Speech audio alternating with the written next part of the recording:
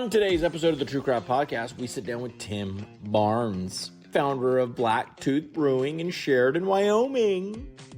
I met Tim about 10 years ago when he had a single location in sleepy Sheridan. We'll fast forward to today and he's got 3 locations spread throughout the state of Wyoming. Today we explore his growth and what worked and what hasn't. If you know Tim, he's going to shoot you straight, as he does on the show. So grateful to have this guy. Enjoy the episode. Tim, welcome to the True Craft Podcast. Thanks for having me. Pleasure to be here. You are welcome. So you and I have known each other for a few years now, and I'm finally getting you on the show, and I'm excited about that. I would consider you as one of the OGs. You opened in 2010, right? Yeah, November of 2010, but November. That's a while ago. Yeah, it was 15 years, almost 16 years ago. Unbelievable, yep. Right? So you opened Black Tooth Brewing in a state that some people would say had a lot of catching up to do when it came to craft beer. And describe the history, describe how you decided to open this up, like what the story was behind Black Tooth. Yeah, so there was some geography or regional players in the game. I think that being considered one of the OGs is flattering. Yeah. I've got a little gray hair to reflect that age, but Odell's in New Belgium, 2 big guys in the landscape are in northern Colorado and not far from the Wyoming border. Big Sky Brewing and a couple of guys up north in Montana had been doing it for a handful of years, and I had kind of watched that progression. I guess from 2005, 6-ish up to 2010, there was a lot of growth and a lot of excitement about craft beer in this geography. And Wyoming had, I think, 7 at the time we opened. We were the 8th brewery in Wyoming. So there wasn't a lot of guys. Snake River Brewing Company is a great company and a great story that we have proximity to. And they've been great for our evolution and development as a Wyoming brewery that was the first one in Wyoming. So there were some guys doing it, but we were certainly new to the landscape and entered it at the right time. I think that as you've looked at the craft beer landscape over the last decade, you've seen the apex occur, at least in my mind, of the number of breweries and the amount of craft beer that's being produced. And we were fortunate to be on the front edge of that and experience the rapid growth and development that a lot of companies that entered the landscape at the same time were able to enjoy. Yep. So walk us through what city you opened up in, what your brew house looked like, how many barrels you did the first few years. Yeah. So Black Tooth Brewing Company started in Sheridan, Wyoming. That's where I grew up. That's where, after going to college, I came back and couldn't wait to get back into Sheridan. And I had owned a couple of small retail businesses, some coffee shops, a computer retail store. While lucrative, computers are a difficult business to be in, especially in that time, selling, trying to get grandma's email to work, and pictures are lost. Accountants were upset at tax season. It was a miserable business, but so I wanted something different. I sold that interest to a partner and was afforded a little bit of time to figure out what was next. And I had always found myself landing in breweries when I traveled around the area because it's such a unique atmosphere. There's never a preconceived theme. It's not a biker bar. It's not a sports bar. It's not a swanky martini bar. There's always all classes of people, and there's certainly a level of comfort, and what that phenomenon, comes from or how it's developed is unknown to me, but I'm certainly fortunate that we've got that same vibe in all of our locations. But so we decided to open one in Sheridan, and it was crazy. Everybody said I was crazy. For 15 years, I've been told you've got to have food, and we still don't have food, and we're still open and still getting by without a full-blown menu and kitchen. So we were able to do it on great product and culture and social occasions and things of that nature, that events planning, community involvement, things that all breweries of our size and scale tend to be drawn to. But we had a 10-barrel brew house. My partner and I at the time, and I thought if we could do 500 barrels a year, we could keep keep the rent paid and keep shoes on our two young children. I had a 2-year-old daughter at the time that we started the brewery. So it was a big leap for my wife as well as for my family, but it turned out to be the right decision. But we had a 10-barrel brew house. We did 900 barrels that first full calendar year in 2011. So we ultimately had to buy 2 more fermenters and increase our capacity literally right out of the gate. As soon as we got the brew house open, it was pretty evident that we weren't going to be able to produce enough beer to keep up. And we were just in our one location, our one tap room. It's got a little over 100 occupant capacity. And it was pretty clear that even without any distribution at that time, a 10-barrel brew house and a 40-barrel fermentation cellar wasn't going to be enough. I laugh once in a while when I'm asked. We started with 150 kegs. We had 75 half barrels and 75 6 barrels, and that was how we were going to try and make it work. And I think at last count we've got like 6,600 in our fleet. So it was a pretty big oversight on my part that 150 kegs were going to get that done. But so then in 2013, we added a packaging line, a Wild Goose 4-head filler that we still operate today. It's probably had 8 or 10 million cans go through it over the last decade and a half. But so we had to add a little bit of capacity. At that time, we added a couple more 20-barrel fermenters, and we got our capacity up to, I want to say, about 2,400 barrels in 2014.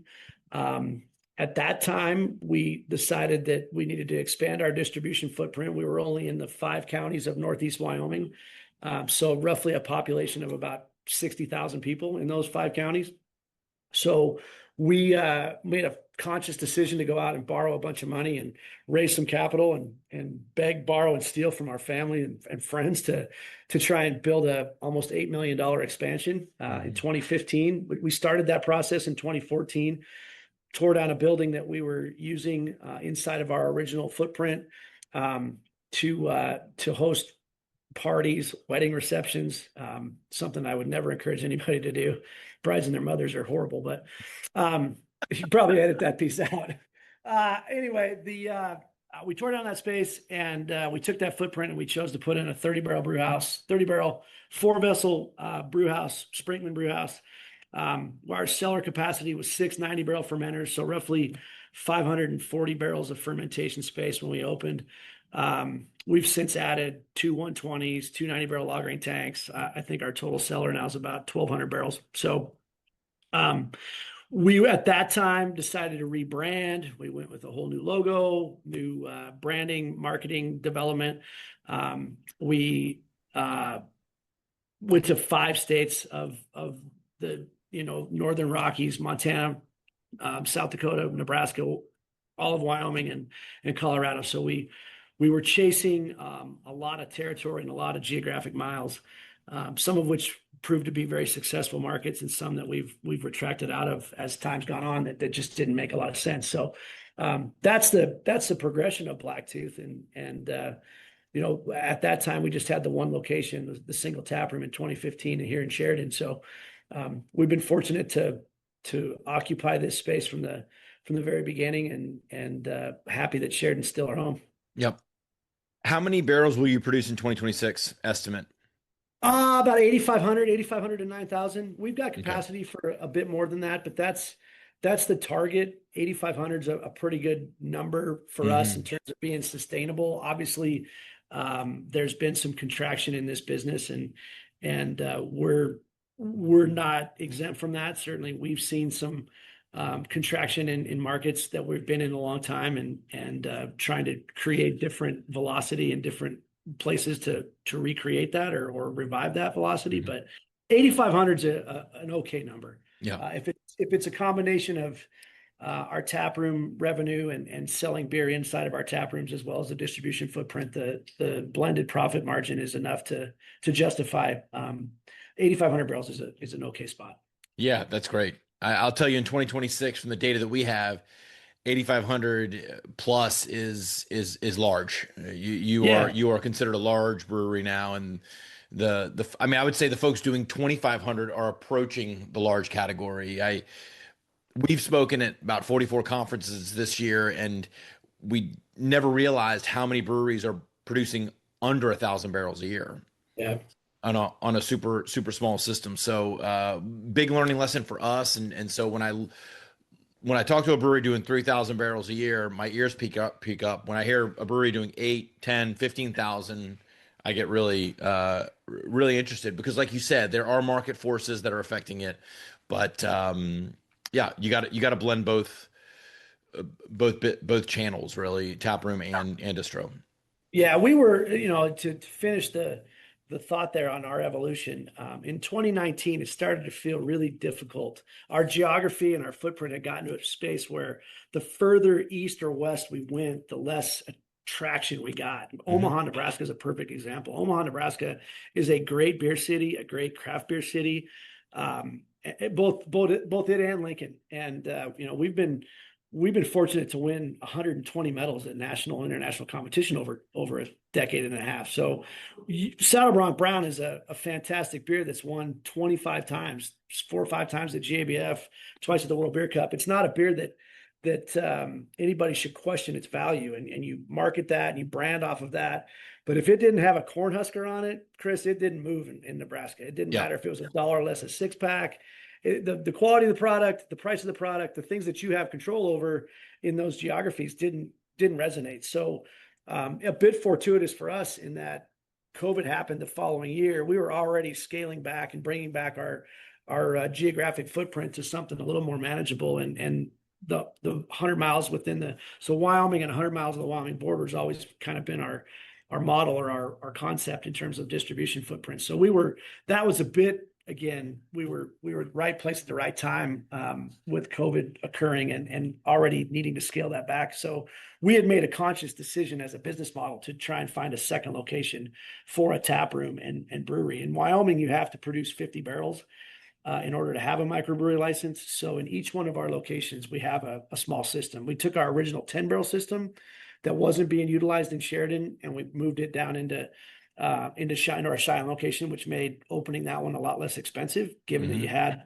all of the brewing equipment. We had to buy a chiller and I want to say like a walk-in cooler was really all we had to buy for that particular location. So it made that second location a lot more affordable.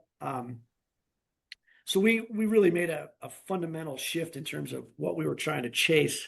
It wasn't going to be a regional brewery or a national brewery. Those were things that we had thoughts of or visions of when we first started, but that shifted significantly when we decided to start opening up additional tap rooms inside the Wyoming geography. Yeah. Okay. There's plenty of miles in Wyoming. Yeah, there's lots of space in Wyoming. Lots of empty miles at that. Empty miles. Yes. Yes. All right. So let's shift to your tap room and talk about this expansion. When I visited back in 2018, 2019, I did visit your place in Sheridan. Awesome, huge facility. I remember looking around going, wow, this is a killer facility. You said you were planning the Cheyenne location, and then since then you've opened an additional 2. So you have 4 total tap rooms. Yeah. So we opened Cheyenne just before COVID in 2020. We were planned to open in March and ended up opening the 1st of May. And it was a huge success. We caught the right landscape in Cheyenne. There was a lot of velocity in what they refer to as their west edge, and we added a lot of fuel to that fire. So the area in and around where the brewery's at in Cheyenne was ready to pop, and we were at the forefront of catching that new velocity in that particular geography of downtown Cheyenne. So hit it right there. We did the same thing. Real quick, for the listeners, describe the geography of Cheyenne. Is it near a park? Is it tourist? Is it locals? The city of Cheyenne is going through a lot of growth and has been for a number of years. It's right on it's kind of the safe space between the Front Range of Fort Collins and the Northern Rockies of Colorado, and just a different political climate than Colorado, different culture than Colorado, but only 45 miles from Fort Collins. So we get some city benefit by being in there. The location that we acquired on the west end west edge is what they refer to it as, has been sort of rebuilt and older buildings. We bought an old printing shop. So it was one of the oldest businesses in Wyoming. It was called Pioneer Printing. And we went into that existing footprint, which ironically looks a lot like the front of our building in Sheridan. When I drove by it, I thought, man, it's got a 45-degree angle. The actual dimensions of the building are very, very similar. And I ended up finding out that it was originally a Nash dealership, Nash automobile dealership. Oh, And interesting. so was the brewery in Sheridan. Nash made automobiles for a very short period of time, but Oh, they interesting. opened up two locations, two auto garages in Wyoming, one in Sheridan and one in Cheyenne. So the structures are very, very similar. And it was just the right place at the right time. I don't know that I could say that it was strategic. I'd love to think I was bright enough to have jumped in on that, but it certainly felt like the right space for our model. It felt like the right time to get to Cheyenne, a city 3 times the size of Sheridan. It's got I-80 and I-25 that merge right there. There's a military base there. The state capitol is there. There's a lot of people coming in and out, whether it be for legislative events, military assignments, et cetera. So there's just a lot of traffic and a lot of that demographic of younger people, late 20s, early 30s that we try and focus our attention on is really a renewed and regentrified spot in Cheyenne all the time. So it's our largest grossing tap room. I think it's the one we've done the best. It's never going to be home. It's never going to be where our production facility's at. I would never leave Sheridan to chase anything in Cheyenne, but it's been a really good move for our company for sure. Yeah. This is how geographically ignorant I am. I assume that everywhere in Colorado has some link to a national park, and you're just you're a drive-through, you're a pass-through. But okay, all right. So Cheyenne's open, it kills it. When was the third tap room open? Casper, we did a year later in December of 2021. So about 18 months after we opened the one in Cheyenne, we were already in the conversation about Casper, which is in the central part of the state. So when you look at the state of Wyoming and it's a big square, Sheridan's in the north central, 25 miles from the Montana border, and Cheyenne's 8 miles from the Colorado border, and there's 328 miles between those two. Well, directly in the middle, 156 miles from Sheridan and roughly the same distance from Cheyenne is the second largest city of Casper. Okay. So as I was traveling up and down between those two cities and getting snowed in Casper, or because of road closure left in Casper, or couldn't get to Cheyenne, I thought, why are we not in this geography as well? If you're gonna haul beer and heavy items to and from two locations, having one in the middle makes a lot of strategic sense, especially when it's the second largest city. So we partnered with the group that was trying to revitalize downtown Casper. It's got an old historic downtown, and there's some cool stuff happening around there, a concert park and some newer businesses going in there, professional accounting firms, architecture, some cool stuff happening in downtown Casper, and some stuff that's been planned, apartment complex, some additional housing and development in there. So we saw what was on the master plan for the space that we were being approached about. It's the only building in our entire footprint that we don't own, but we rent that one. And I really liked what the group that was putting that together was trying to accomplish, and knew that we would be a cornerstone in that development. As good as the moment was for us to go into Cheyenne, the Casper one has proven to be a bit more difficult. I think we were really early to that development, and I'm starting to see the evolution and the growth of that particular tap room now that we're 4 or 5 years into it, that we saw initially in Cheyenne. So while we hit that one full stride at exactly the right time, we were probably a little early to the development that happened in Casper. But you either get in or you don't. It's one of those deals where you like what the concept is, you think it's got a chance to be successful, and the velocity that follows it, you just got to try and hang on for a period of years. And we were able to do that, and now it feels like we're in the right place at the right time again. So good. I like Casper a lot. The last one, November of 2024, we acquired a brewery that was wanting to be purchased. So one of the companies that we talked about that was under 1,000 barrels, significantly under 1,000 barrels, and fighting to try and make it make sense, approached us and said, "Hey, you guys are we license and sell a product called Wyoming Golden Ale that has the bucking horse and rider that everybody's familiar with the University of Wyoming, which is in Laramie.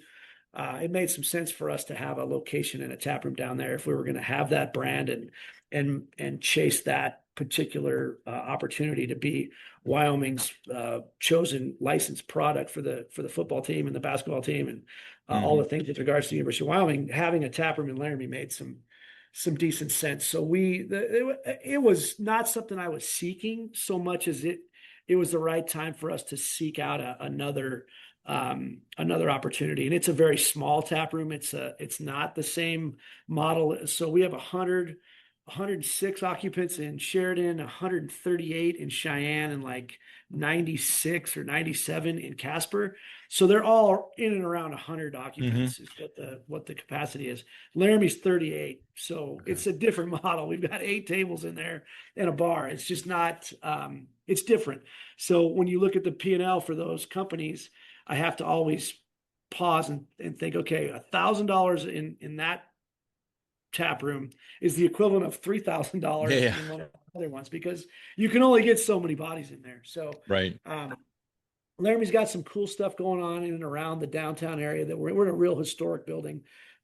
It's on First and Grand, which is the 2 main thoroughfares in Laramie, and at First and Grand. And then there's the Santa Fe Railroad on the other side of it. So it's one of the oldest buildings in Laramie, and it's a pretty cool downtown area to be a part of in that geography as well. But it was different. I mean, being approached about buying somebody's business is a lot different than going in and organically building something from an old building that's vacant. And so it was different, more complicated, quite frankly. You would think that the other way around would be, but sometimes guys aren't in a position or prepared to sell their companies. They're outstanding, debt situations and SBA to, entanglement. And I'm sure you've seen it, but not that we got it done, and they were good people and good owners. I just don't think prepared would be a word I would use to describe that transaction. We ended up we bought the real estate as well.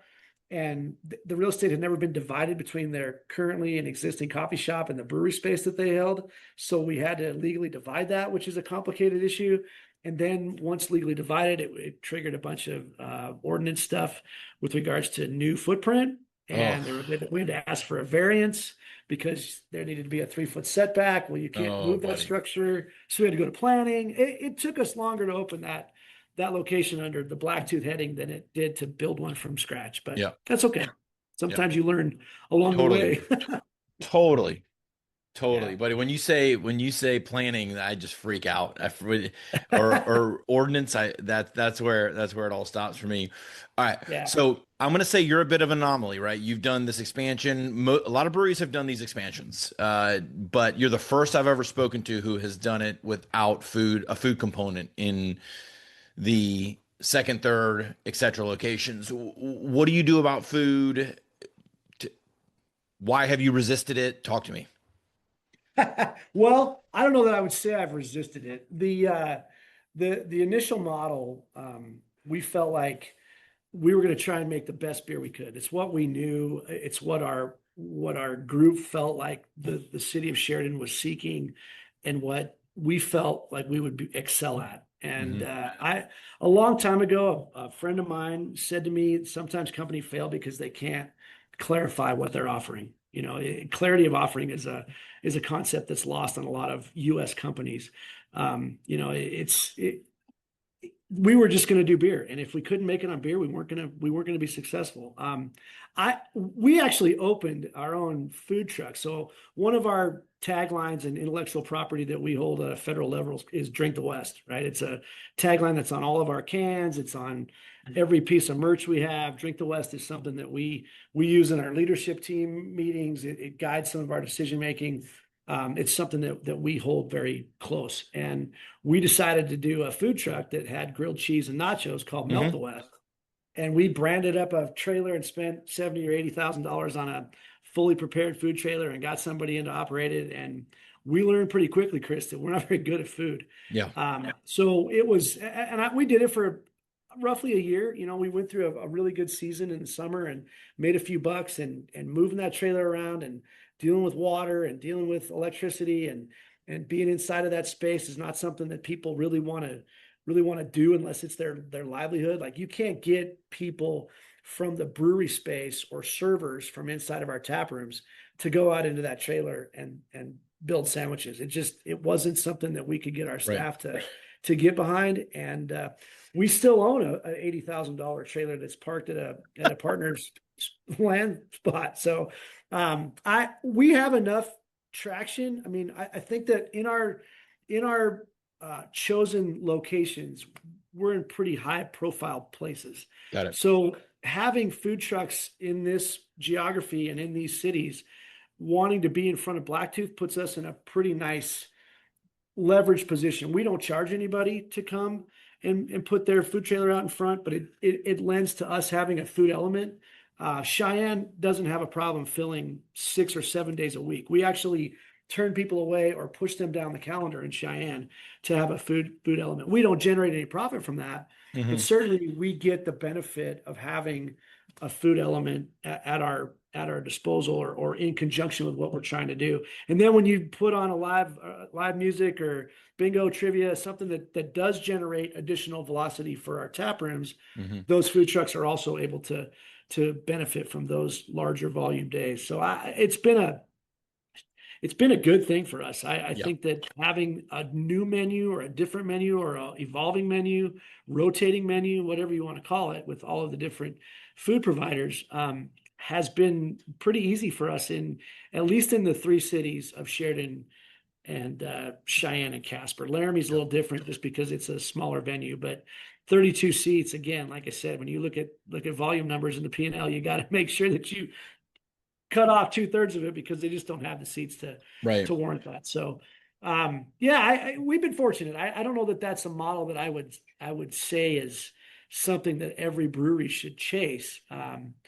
We've got great beer, and we've been, like I said, decorated with a number of medals, and our guys are extremely proud of our success in those competitions. And people are drawn to these geographies because of tourist traffic in Sheridan, or again, government work or military work in Cheyenne.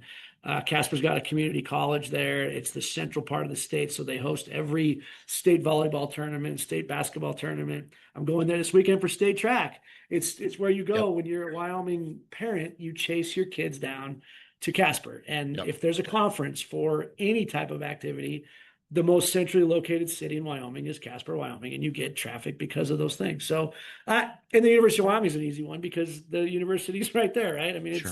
it's the single biggest employer in the state of Wyoming. So, we've been able to get by. I don't know that I would encourage that. I don't know that you're right. I see us as an outlier, and we've been fortunate that our beer has been exceptional enough to carry us without a food element. Yeah. So I've retracted on my hard stance of you got to have your own kitchen, branded brewery, don't dilute it with somebody else. There are so many examples of breweries now that have been able to attract with the environment, liquid events, and the food just keeps people there a little bit longer. So they can do that with food trucks and not worry about. So I've changed my tone on that, right? And if it's working for you, that's amazing. That cuts out, as you know, so much headache, overhead, all the mess that comes with the kitchen and so on. So yeah, no, I'm not.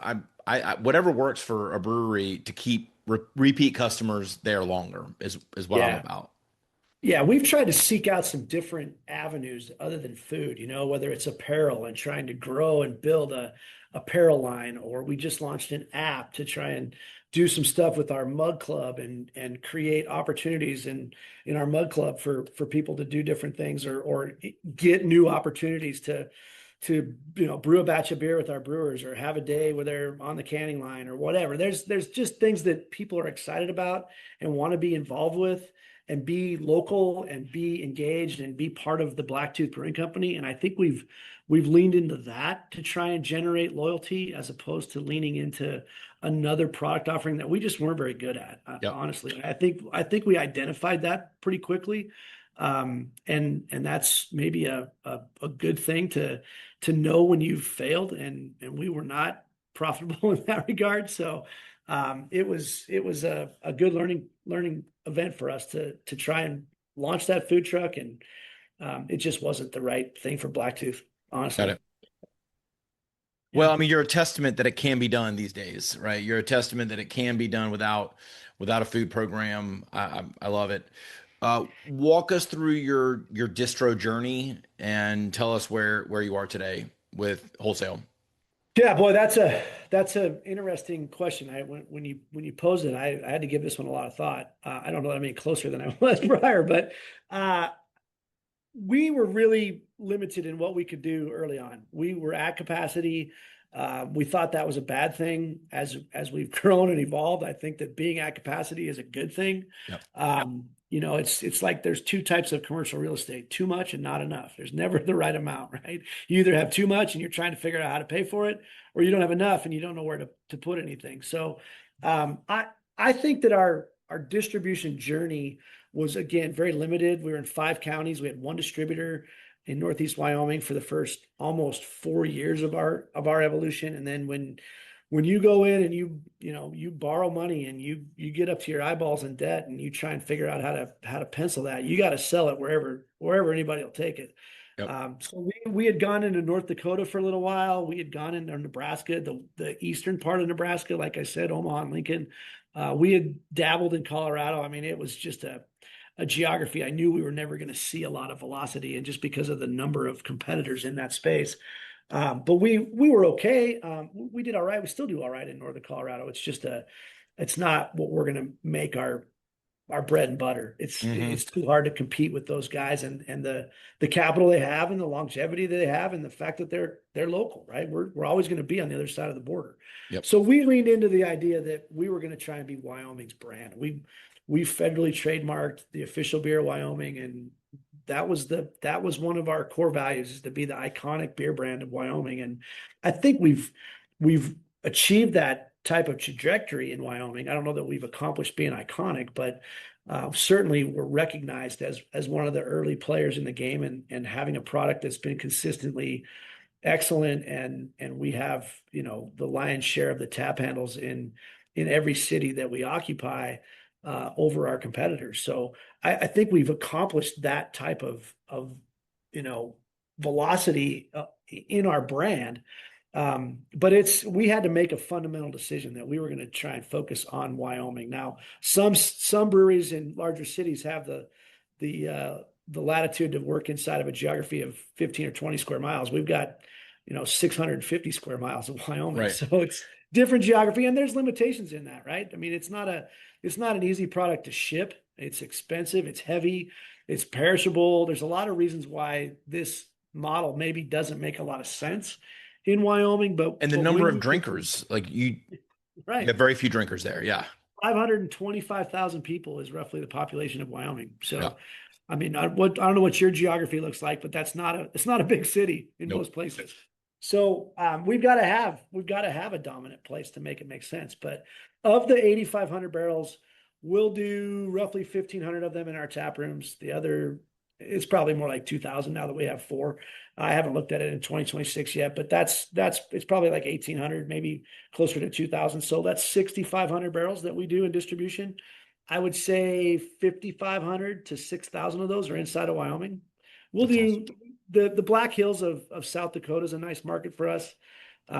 We do well there. They consider us local because they're on the western edge of South Dakota, and they identify with the landscape of Wyoming, and the geography. The Black Hills kind of extends into Wyoming. So we're fortunate that they see us as a local brewery and not a out-of-stater. We don't have the same type of feel in Montana.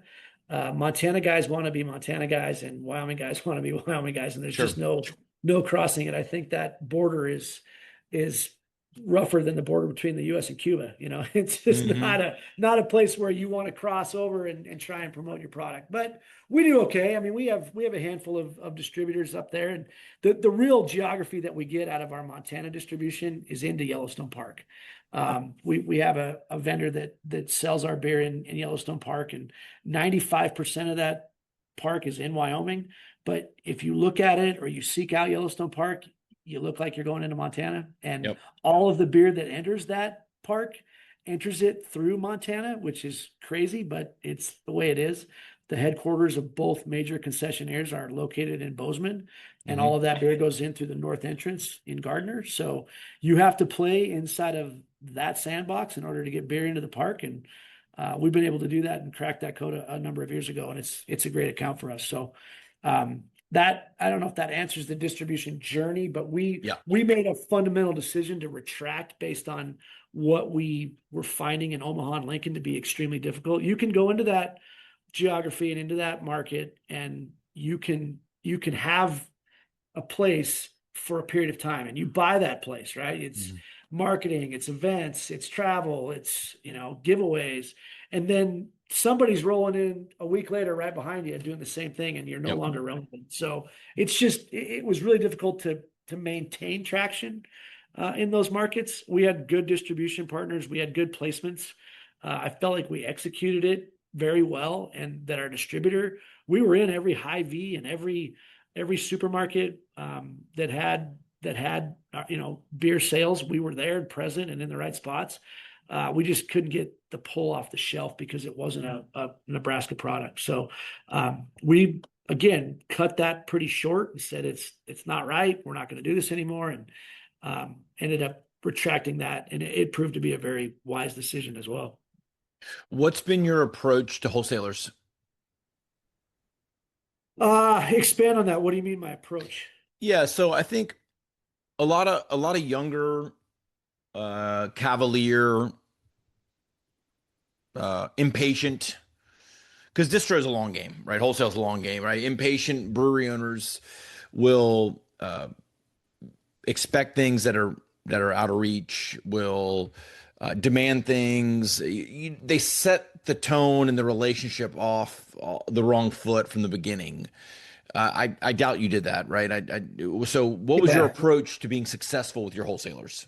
Sure. One of the things I think I sought out was a desire to be somewhat prolific in their portfolio, right? We went with primarily AB distributors because they were late to the craft game. So when you look back at 2011, 12, 13, Anheuser-Busch had Goose Island, and that was about it. They didn't have a core bunch of beers that they were selling that they owned, along with a bunch of other brands regionally and locally that they were carrying. The Coors houses, or the independents that were out there, were much more engaged in the craft game than the AB guys were. So if you can be the only product that's local or state oriented in a portfolio, and a customer says, look, we want something local, a retailer, you become really, really the clear choice.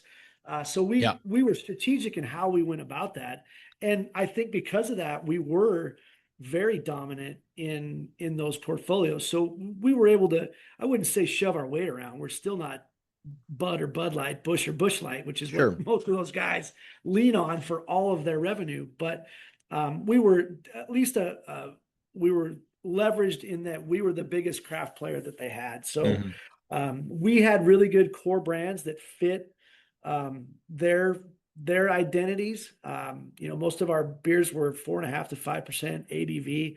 Our fastest growing brand, believe it or not, at this point is our IPA. That's the same IPA we've had for a dozen years. People in Wyoming are finally starting to figure out what the buzz has been for a decade and a half, right? Yep. I mean, we've been fortunate to be able to play inside of those portfolios with brands that matter to the end user, to the consumer. So we were able to leverage some of that based on who we chose. But we've also asked them to stay inside of our core brands and not chase the innovation the way a lot of distributors do, because it's the shiny new thing, right? I mean, every time somebody comes out with a fruited IPA or the blueberry sour or whatever it is, the distributor says, "Oh, we're going to take 100 cases of that," and because it's easy, it's quick, it's the new color of the car on the lot that everybody wants to go test drive. So we've asked them to be intentional with regards to how they treat our core brands, and not take those core brands off in favor of innovation, but maybe add the innovation for a period of time and rotate, through that innovation while keeping one of our core brands intact. So we're not always trying to chase that one handle back after it's been dumped. So there was intention in that. We talked at length with those guys about being consistent with our core brands. And if a core brand's not moving, maybe try a different core brand. We have 5 beers that we produce year round, and to have one of those on there all the time as our primary tap handle, I think has served us well. We've never Yep. had to chase that rotation piece, but we still have innovation. We still have a second handle in a lot of spots, and a third handle, and quite a few that are due to innovation, but not at the expense of our core brands. Yeah. Yeah. Look, for the past 4 years, we've been preaching focus in distribution, exactly what you're talking about.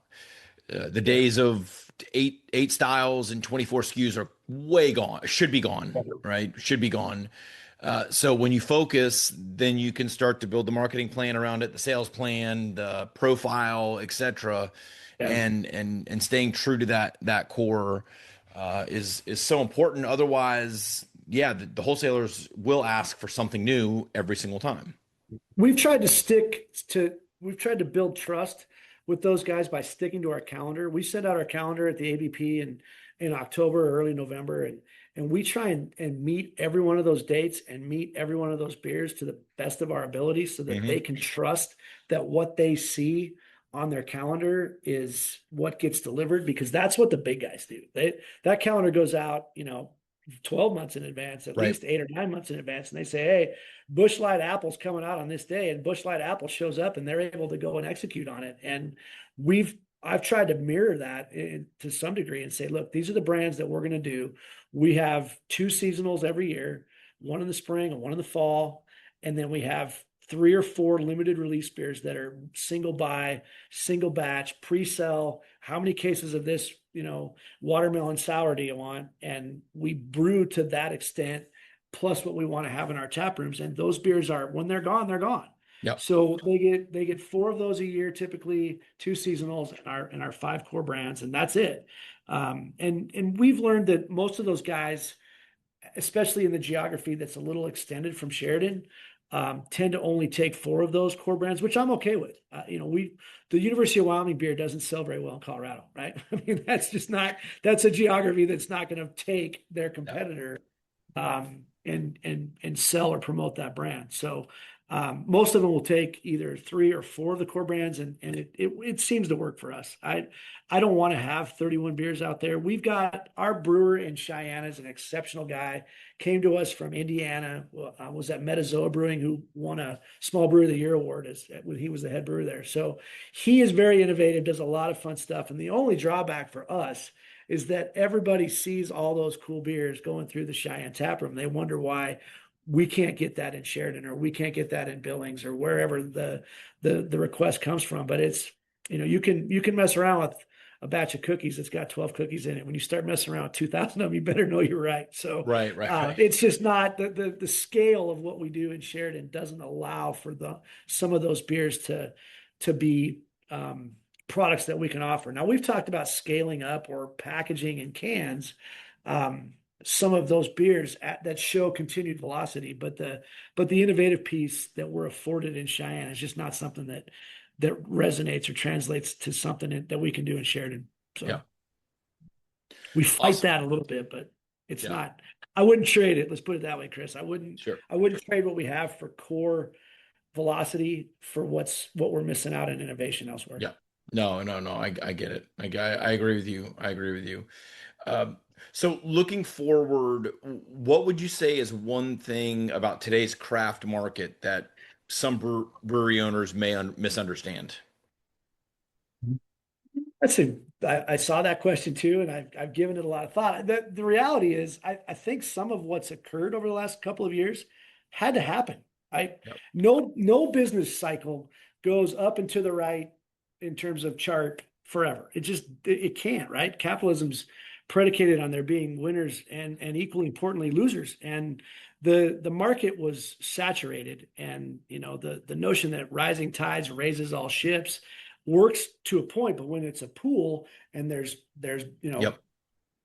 a certain contained velocity. When you push too much water in there, it just goes sideways. There's nothing left. I think Warren Buffett said, when the tide goes out, you begin to learn who's been swimming naked. And Sure. there's a lot of guys that weren't necessarily prepared for some attrition. And, Yep. it's not fun. It's not comfortable to see your barrel number go from, 9,500 or 10,000 down to 8,500, and you're scraping things together to try and, make ends meet. It's not comfortable. I'm not excited about it, but I also think that strong companies will be stronger on the other side of this, because there was a point of saturation that had been achieved. It was all great when you were taking market share from Anheuser-Busch and some of the very large players that were out there. It was great to be in craft, and you were the belle of the ball, right? We're gonna take 20% market share by 2020. I remember that being at a craft brewers conference. Yep. And while that notion is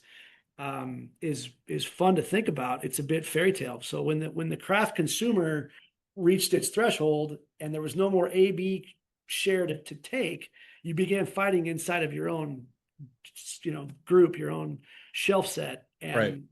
it had to happen. I mean, I don't like it. Don't misunderstand. It's not comfortable, but I think that because we've been around for 15 years, we're afforded some perspective. Every business, regardless of product, goes through cycles. This is a cycle. I think some of the stuff regarding younger people not drinking anymore and beverage alcohol is dead, and some of that I think is overblown. Yep. I see it in our tap rooms every day. I see younger people. I see young professionals. I see that as an occasion for them and not a cause, right? They come in to have a couple of beers with their friends. They engage in social activity, and the ones that do are far better off in society than those that go home and Zoom and doom scroll their phones all day long. Those guys have no chance, frankly. Right. I think that you have to chase the social engagement, not necessarily the product you're offering. Whether that's bingo or trivia or live music or there's a million different things. I actually saw one the other day called Low Power Happy Hour that this group was doing, that would shut off all the TVs and kill their internet so that people would actually talk to one another. I'm thinking about doing it. That is brilliant. Because it still matters. This social engagement between human beings, you can't avoid forever. Yep. And it's, I think that it might have a spark. I don't know. It might be a terrible idea. I might have an empty tap room if I try it, but I think I'm going to. It's just, I love it. I love it. I I think- think, I have a 16-year-old upstairs, has access to a car. When I was 16, I was gone. Couldn't wait. Yeah. He drives to school. He drives home. That's it. Drives to the gym, drives home. That's it. Like that phone has, and then meanwhile, my 12-year-old is like, my friends are zombies. I don't want a phone yet. And I'm like, because 12s are our age in our house, right? That's the age where we offer a phone. She's like, I can't do it. Yeah. Yeah. I'm like, amen, sister. Amen. I think that some of that's overblown. I think that there is definitely a generational shift, but I don't think that it's as dramatic. The population of young people is still greater than it was 20 years ago. Yep. So the number of actual consumers is still larger than it was, even if the percentage of them drinking is smaller. It's still a larger number. Right. And I also think that it's crazy to me, and I probably don't want to get into this arena. I'm not a doctor, but it's the same four ingredients primarily going into the same human body for the last 6,000 years. Yep. It's not any more dangerous today than it was when they were feeding it to the guys building the pyramids, right? The notion that this is shortening lives and you stay away from it because it's the most harmful thing on the planet. It is, in my mind, again, a cyclical deal. Is it good for you? No, it's not. But is it the most harmful thing you put in your body of the options that are out there? It's also not. Right. So I think that there's that. I think I've seen that news and that agenda or narrative tend to soften over the last couple of months, and it's me been too. encouraging. So our tap rooms are really strong. We're up in 3 of our 4 tap rooms, and the one that we're down in is down because of some construction that's going on. It's an organic reason. There's a logical reason behind it. There's an apartment complex going in right across from us that's ultimately going to be fantastic for that Cheyenne location. Yep. And it's coming off of a very good year in 2025. It was the outlier in 2025 because it was up 17 or 18%. And it's the outlier this year thus far because it's down, but it's not down near as much as it was up last year. So I feel like our tap rooms are extremely strong. Awesome. I like where we're at in terms of retail sale. And as you know, that's more profitable than the distribution footprint by a mile. So I would rather sell more pints in there than more 6-packs on the road. So I hear you, man. I hear you. Tim, where can we learn more about Black Tooth? our website, blacktoothbrewingcompany.com, btbrew.com, same address. We have an app now on the App Store. You can download the app and get updates, and it's been a cool thing that links to our online store, and guys can buy merch. And we just launched that a couple of weeks ago, so there's still a few bugs to work out there, but it's been fun, and we've worked with this really cool company called Tapwise, who's done a fantastic job. I highly recommend those guys. We got them through Arrive, which is our POS, and you talk a lot about software, and we use Ecos, and we were one of the early adopters of Ecos. Yep. I think that if you have any scale in this business, you've got to have, an inventory platform that you work off of. I don't know that I'm certainly not capable of running the spreadsheets the way that software works. So Yeah. if there's advice to young companies out there that are trying to scale, it would certainly be to add the software element, because it made a huge difference in our ability to visibly see where things were at, whether it be costs or profit at any point. Oh, absolutely. Absolutely. Yeah. Yeah. No, that at some point you've got to bring in some industry specific software to handle the nuances of what you're making, what you're baking, whatever it is. Yeah, we were fortunate to find Ecos when we did. We couldn't afford orchestrated beer, and Ecos was the only other option. I think we were like their 14th or 15th customer overall. Yep. And we kind of grew up with Ecos. It's a much better software today than it was when we started. They had some Sure. kinks to iron out too, but it's been relatively flawless, and their support's been fantastic. So I highly encourage guys to use Ecos. It's been a great offering for us. But Nice. Well, hey man, I appreciate the conversation today. You're a wealth of knowledge, and yeah, great talk. when do we see you again? You get back out this way. I may come out to the conference this year. I may come out to the Wyoming Craft Brewers Conference. I'll talk to. Seems to me like you had a crutch, or you were in a walking boot or something when you were out here last time. I was, yes, I was. That was such a long time ago. Well, next time, not maybe you'll be 100%. We can go check out the Bighorn Mountains or something. Yeah, that'd be awesome. So it's always great. I listen to your podcast all the time and love what you do for the industry, man. Thank you, Tim. Appreciate it. We'll talk to you soon. All right, man. Take care. Thanks. Bye. See ya. Thank you for listening to this episode of the True Craft Podcast. Links to cool information about our guests and other fun facts can be found in the show notes. This podcast is sponsored by Small Batch Standard. Small Batch Standard is the premier financial agency built to serve the craft brewing industry. We help craft breweries grow profits through outsourced accounting, tax compliance, and growth consulting. Visit sbstandard.com today to learn more and request a discovery call. See ya.